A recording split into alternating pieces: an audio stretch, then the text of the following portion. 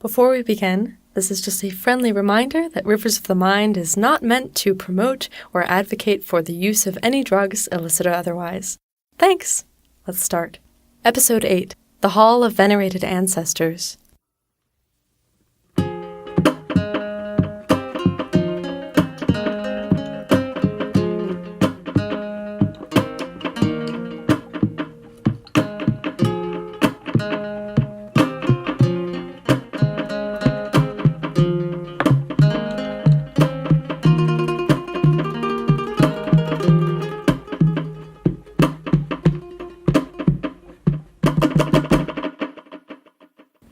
I rested my head on my pillow, disturbed and exhausted about what had happened through the day, and desperate for rest. 1,000 thoughts and anxieties puttered about my aching head. Had John done that to those men? He couldn't have. Could he? It must have been that thing with those awful black eyes and those strange hooked teeth, the one who spoke through the white flower. I could not help but fear that he'd attack me as I lied there. I lost count of how many times I got up to check my locks or to peek underneath the bed. I turned over and over, rocking the mattress like an unsteady boat, straining to keep my eyes shut. It was no use. Midnight came, and I was still awake. My hair matted over my irritated face, my blanket clutched in between my hands, over my mouth, as I tried to stop myself from sobbing. But I couldn't let it see me cry. I couldn't even let it see me blink, though I consciously dreaded shutting my eyes, my bones, and my muscles and my heart and my stomach all yearned to sleep, to plop down. Hours passed pacing around the room until I finally collapsed backwards into my bed, my head pounding. Just when I let myself, I started to think about my family. My grandmother was close to death. They were moving her into hospice. I couldn't bear thinking that she would die and I would not be there to say goodbye to her. Tears started to roll down my face, staining the pillow. Why couldn't I go home? To stop myself from screaming, I slid into the language of silence. At once, nothing seemed to matter. The room felt emptier. My body, not more secure, but more comfortable with the danger all around me. I felt my eyes lean back, and the silence roll over my arms and legs. I felt it, a real and palpable thing, a numbness that spread like wildfire. And suddenly, the silence seemed sinister. It began to draw me into a sleep, a deep and lifeless sleep. I pulled away. The silence pulled back. I struggled and struggled to peel myself away from my paralysis until, like someone digging their way out of quicksand, I gasped awake, again in the English language, but even there, I still felt some part of my brain longing to return to the silence. What about the mushrooms? I supposed I didn't know too many other options, so I switched into the language of the psilocybes. Quickly, the austere white walls of the room shifted into red and blue colorized panels, coated with jeweled reflections which seemed to flow into each other and out from one another all at once. The night sky, I could see it through the ceiling, waited for me, cold and distant yet enchanting. I wanted to see my grandmother, and I would, I felt certain. I felt certain that I could know this without knowing, even if I couldn't before she died, and then in spirit. Even if it all broke down, this universe would write its own course. and perhaps I could visit her even in her dreams, as John had once done to me.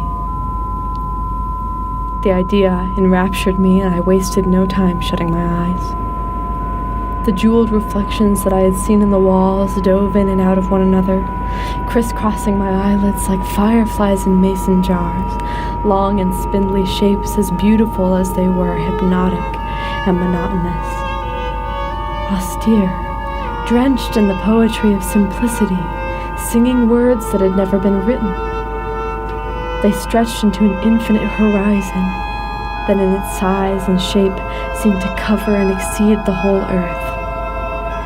My hands and legs became bones wrapped in flesh, and my eyes became lenses that had grown to filter this all to my spirit, a spirit which lifted from its vessels like so many drops of water, a spirit which held on to itself and only itself as it lifted into the unknown air. Language had no use.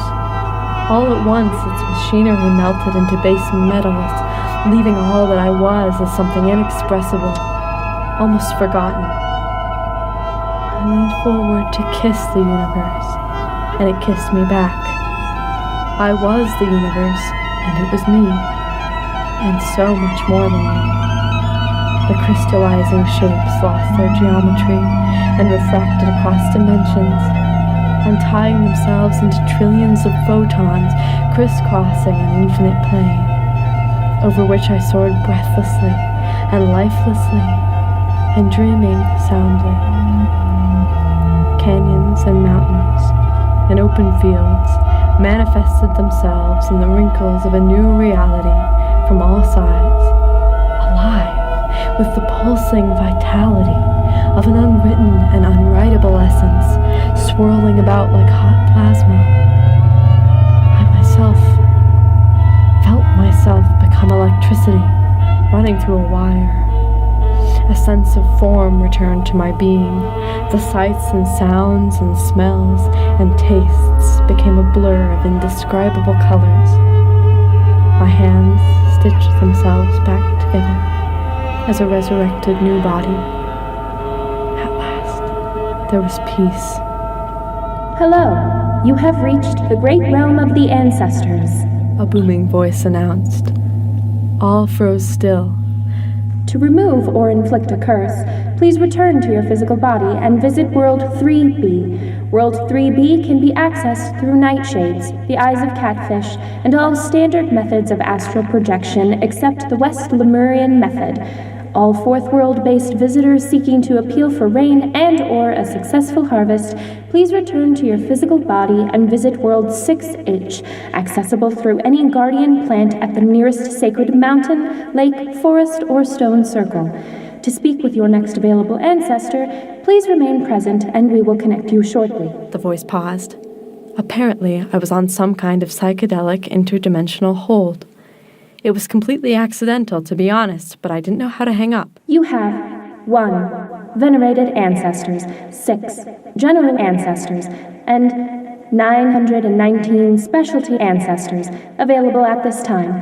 To speak with a venerated ancestor, say or think venerated ancestor in the language or emotion of your choice. To speak with a general ancestor, say or think general ancestor. To speak with a specialty ancestor, say or think specialty ancestor. All right. Please give us a moment while we search through your 1. Venerated ancestors. I waited, awkwardly. I really didn't know what to think to the machine, or if I was even thinking to the machine, if that's really what it was, correctly.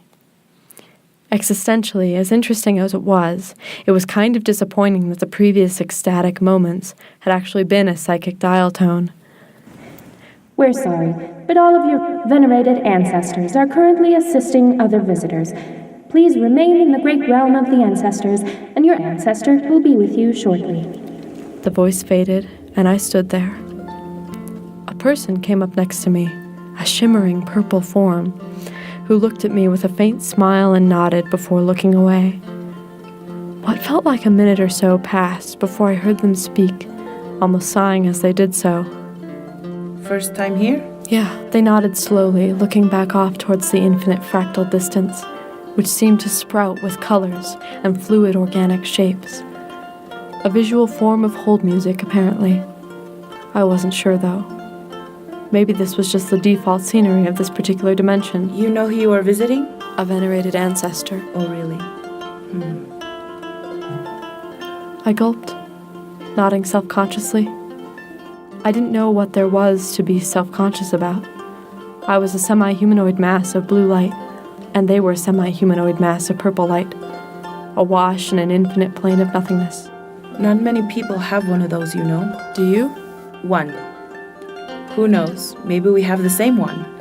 He served his people well for many years. He died so that they could escape the guns of the invaders. I've never met mine. Are you nervous? Yeah. Don't be. It's a very welcoming place. After all, one must be very generous and kind to be venerated. What brings you here? Some people in my town, they want to let a company come to build a resort, so I'm coming for advice. Many have stopped believing in old magic, but there is still those who know and trust the name of my grandfather. And you? I fell asleep. And I don't know. You don't know? No one trained you? No, I was just... Last night, someone came to me in a dream, and they said to go to this field. So I went there, and when I got there, the government had torn a hole in the universe. The mushrooms in the field, they gave me the gift of language. I couldn't get to sleep because I was so worried. I hadn't got to see my grandmother, and there's a man in this place they took me to who wants to kill me, but no one can see him. Perhaps you were taken to the right place then. Perhaps this is where you needed to go. I remember the first time I came here. I was 10 years old. I'd not been initiated. I'd been having terrible nightmares every night. A spirit came to me and told me of this place. It told me that I would come here to save my town.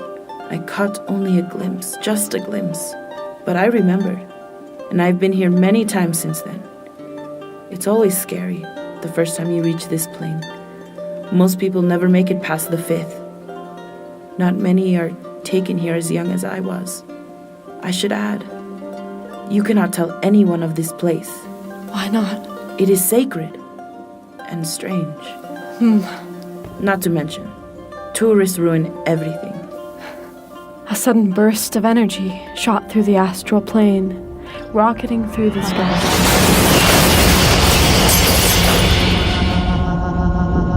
The purple figure leaned back, looking annoyed, or as annoyed as a purple being made of light with only vaguely tangible facial features could look.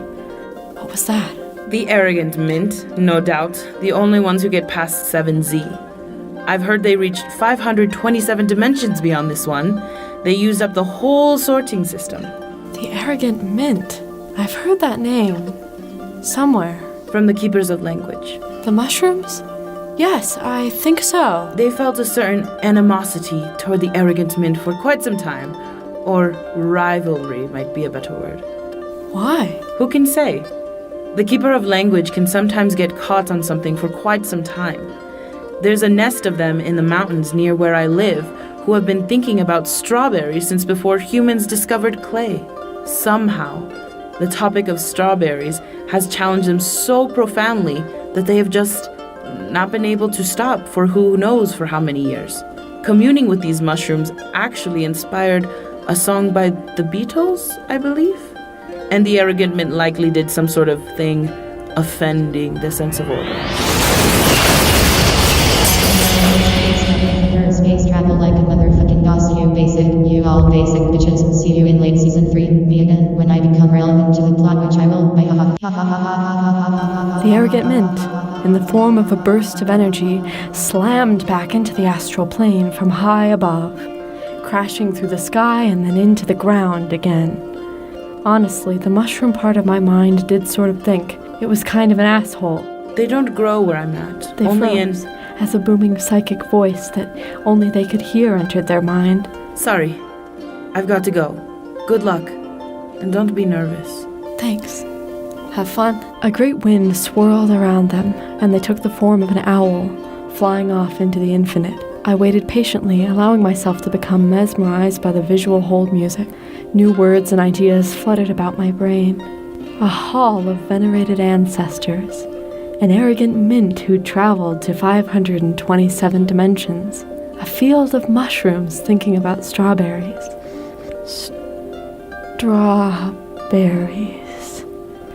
Strawberries.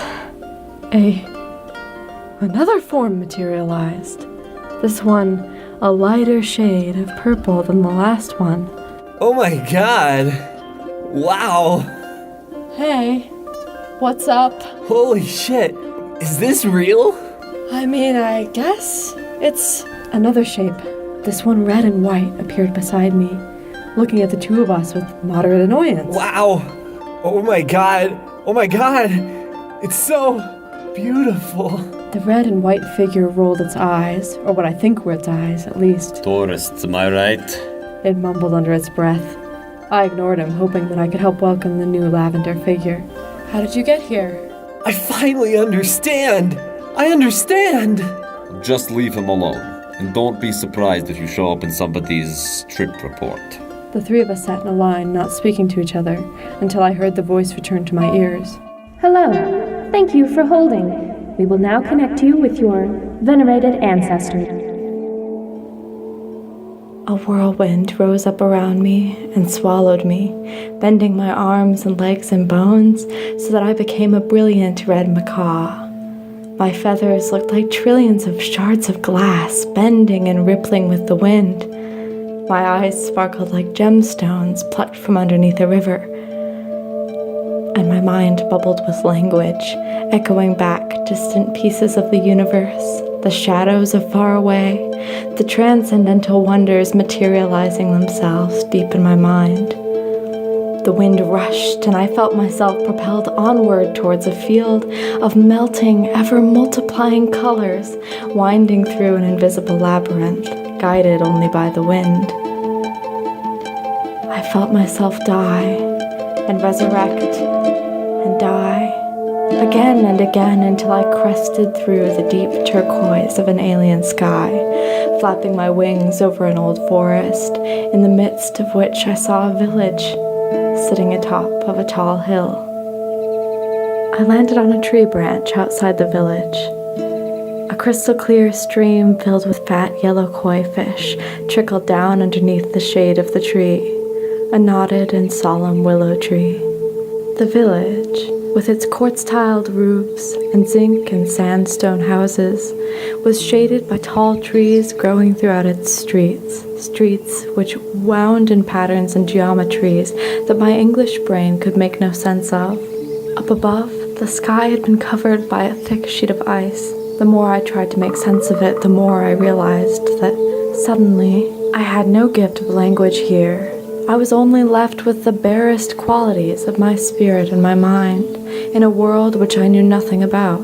I thought back to the fear I'd once had of meeting my ancestor, and I realized that it masked a barely contained excitement, a wonder not unlike a tourist who has just stumbled across some dusty backstreet cafe in some country where they do not speak the language, where every single sight and glimpse into the ordinary things around them takes on the timbre of the exotic. I realized that I was a tourist here. I had no place here. My ancestor, whoever she was, probably had, at the very least, better things to do with her time than to service my wide-eyed sightseeing. Unperching myself from the branch, I metamorphosized, almost unintentionally, from a macaw into a human, and landed uncomfortably on the dusty stone path to the mysterious old city. I didn't know where I was going. I really didn't. By the looks of it, we were under a massive glacier, but for all I knew, that was just,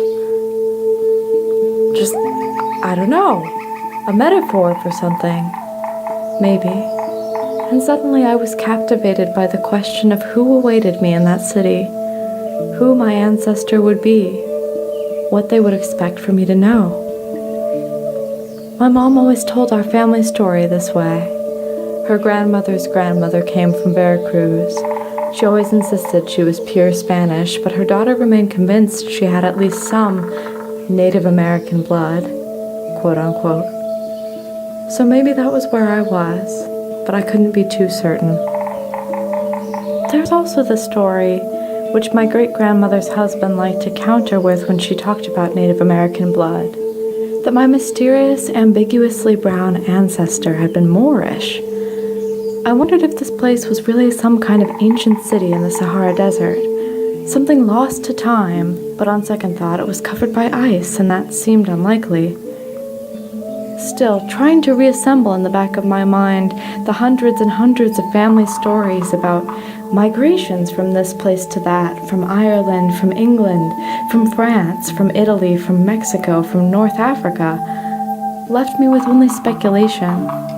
I could comfortably fit the sights I was seeing into any of the narratives I've been handed.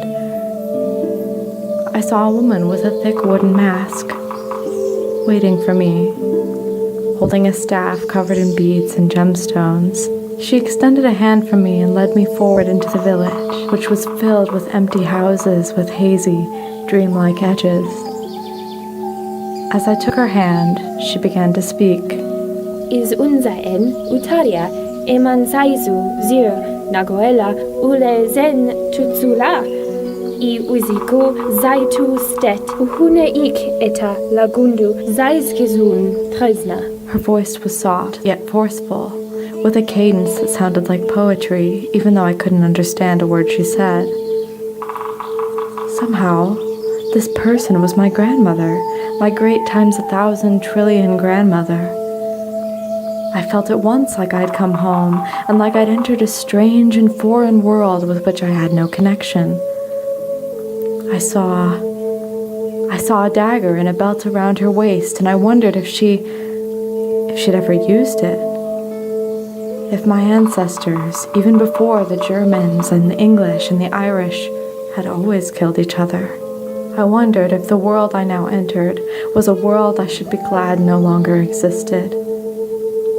Or if I should cry for it, if I should want to regain it. Seeing that I could not understand her, my grandmother sighed. Disappointed? Angry? Sad? Relieved? And she looked off, trying to discern what to do. Eventually, she clutched my hand again, and again speaking her strange, pseudo-poetic words, she led me into a house that was empty save a single green-tinged copper bowl filled with a silvery liquid metal. Taking off her mask, she hung it on the wall and revealed a somewhat tanned, wrinkled face covered in tattoos.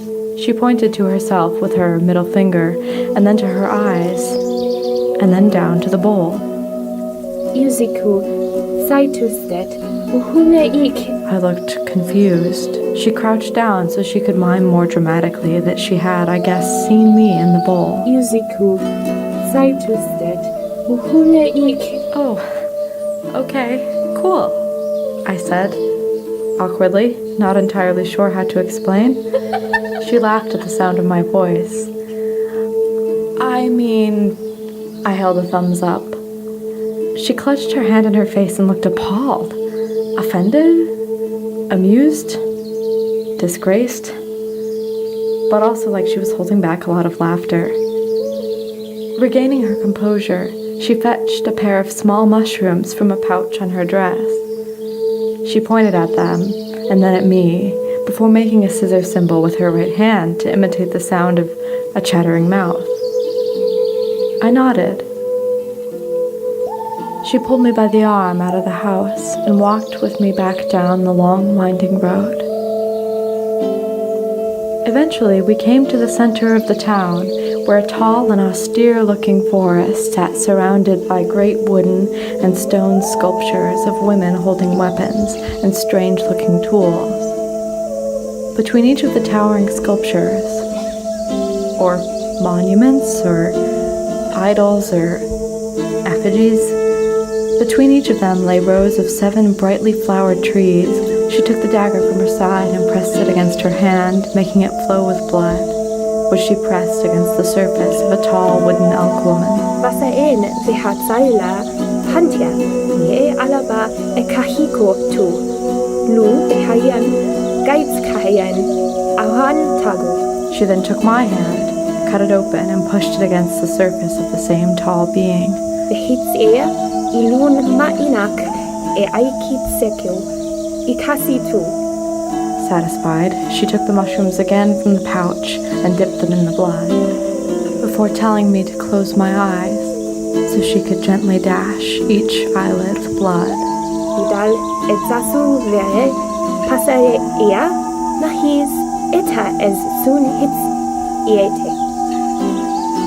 I felt honored, disturbed, uncomfortable, and then she leaned my head back to squeeze the juice from my mushrooms into my nostrils, before doing the same to herself. The grove of trees around us shimmered with a uniform and austere gold, almost like a school of fish drifting in the current. Up above, the ceiling of ice resonated with a light refracted through 1,000 prisms, coming from a distant, powerful, and almost alien sun. Was I an alien? What the fuck? What the... Or is this the place my ancestor came from? Just so far away from where I am that the past feels like it's on a different planet. She led me down a path, continuing to mutter her poetic and unintelligible words. To herself, to me, to the trees. Jum, ioke ia eni loya. She led me down a path, continuing to mutter her poetic and unintelligible words. To herself, to the trees, to me. Tikinti or chitu bea duzu jum gote aal isete. The grove of trees around us shimmered with a uniform and austere gold, almost like a school of fish drifting in the current. She led me down a path, continuing to mutter her poetic and unintelligible words. To me, to the trees, to herself. Tikinti or chitu bea duzu jum gote aal isete. Ioke ia eni loya. Sigat. It's... The grove of trees around us shimmered with a uniform and austere gold, almost like a school of fish drifting in the current. She led me down a path, continuing to mutter her poetic and unintelligible words. To herself, to me, to the trees, until we came to a great crater, a pit with perfectly straight obsidian walls, into which extended a bridge made of narrow oak planks leading to a garden. She took a mushroom from her pouch, crushed it under her foot, and with a sorrowful look in her eyes, dropped it into the pit.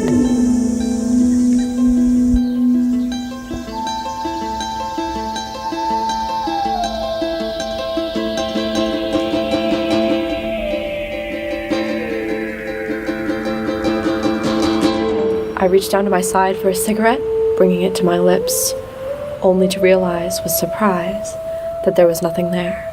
Hello, Meagan. You're having a vision, so relay a message. It is I, your foolish companion, Amber. Here is a cigarette. Come partake in its knowledge with me behind the sacrificial altar. Companion, it is I, your wise companion, Lindsey. You are facing a great evil, which requires the help of real tobacco. Second, a strong and powerful plant. Nothing like the paper tubes offered to you by the foolish Amber. Lindsey has made an appropriately wise statement, for she is appropriately wise.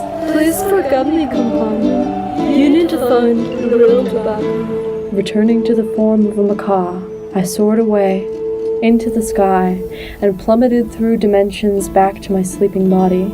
My eyes still shut, I lay there for a moment, feeling rested, but even more on edge than I had been before I went to sleep. I had to move, I keep telling myself, but I couldn't. I couldn't force myself out of bed. I kept going back over it. Tobacco, but real tobacco.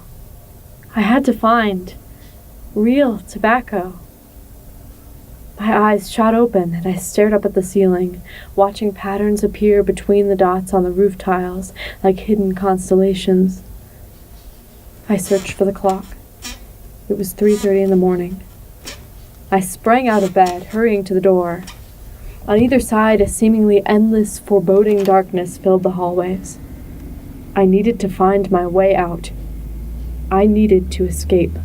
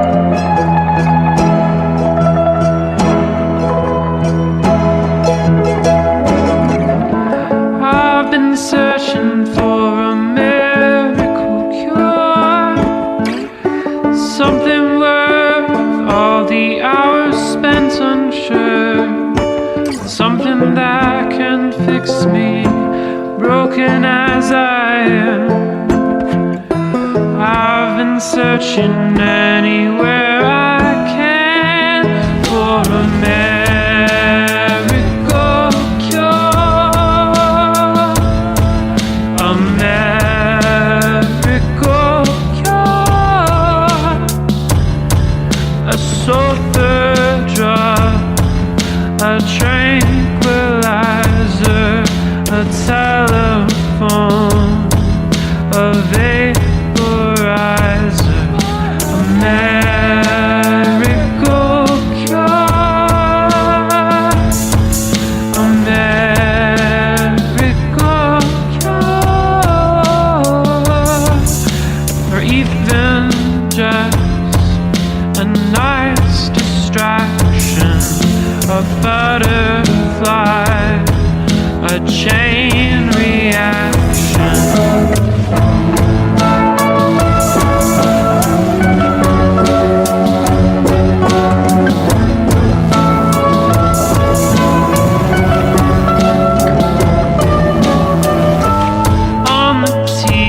Every day I see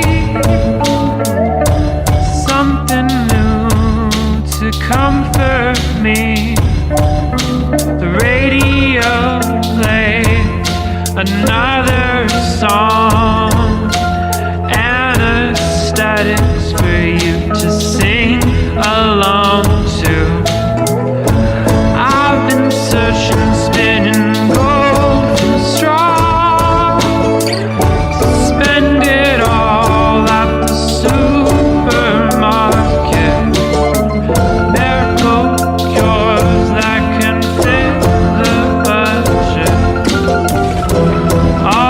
Things that my heart can stomach.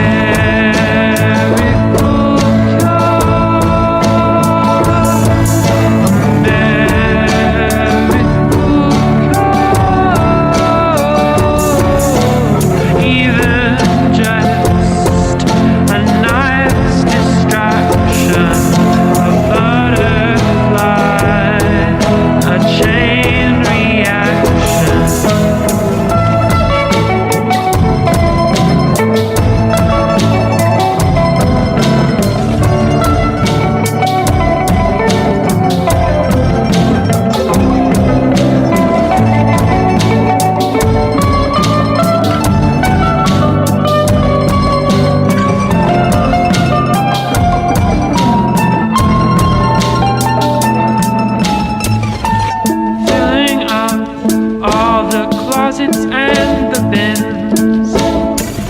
All the last year's bad medicine. Leave the bottles up on the